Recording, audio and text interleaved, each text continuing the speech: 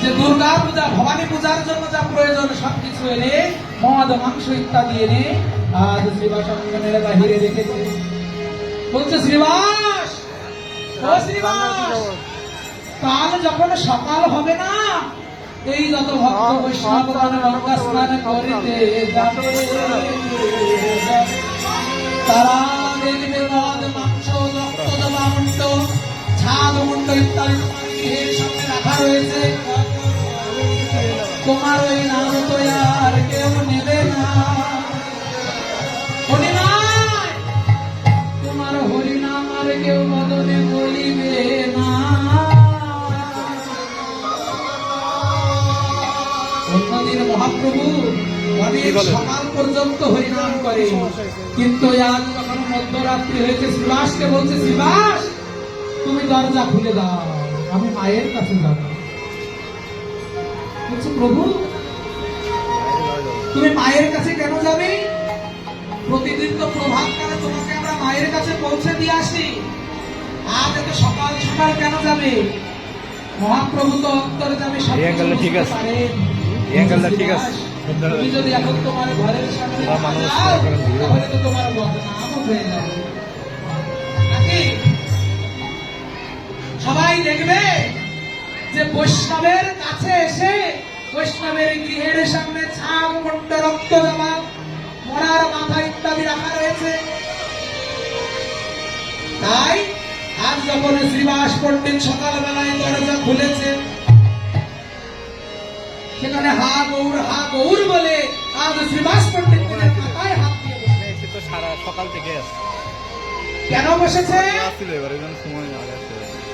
বসে দেখছে তার গৃহের সামনে এই সকল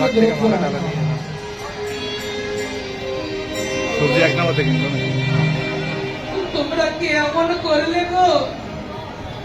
আমি তো কোনোদিন কারো কোনো ক্ষতি করি নাই, আমি তো কোনোদিন কারো অঙ্গে আঘাত করি নাই, আমি তো কোনোদিনও কাউকে আঘাত করি নাই, আমি তো কোনোদিনও কাউকে কোনো কটু কথা বলি নাই। তবে আমার সাথে তোমরা এটা কেন করলে গো?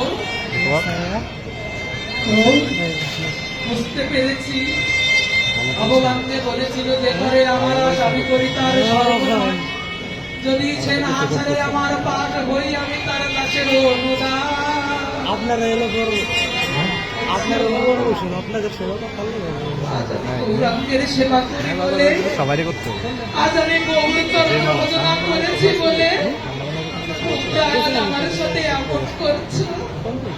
আমি যত আর যত মানুষ রয়েছে, যত বৈষ্ণব রয়েছে, যত ভক্ত রয়েছে, সকলকে বলতে চাই যে একবার গৌরাঙ্গের চরণ আশ্রয় করেছে তাকে অবশ্যই কলঙ্কের মালা গলায় করতে হবে।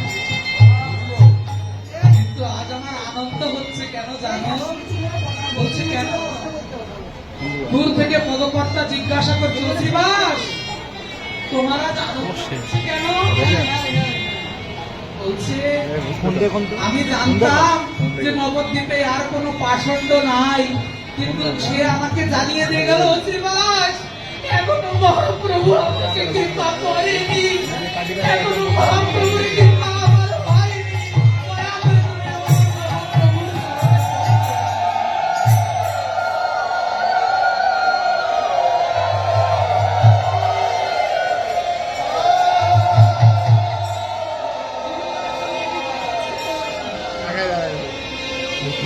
মাঝে মাঝে না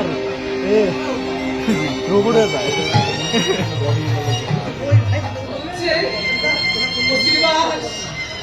এখনো মহাপ্রভুর কৃপা আমার হয়নি। তুমি কৃপা করো, তুমি ভক্ত শ্রেষ্ঠ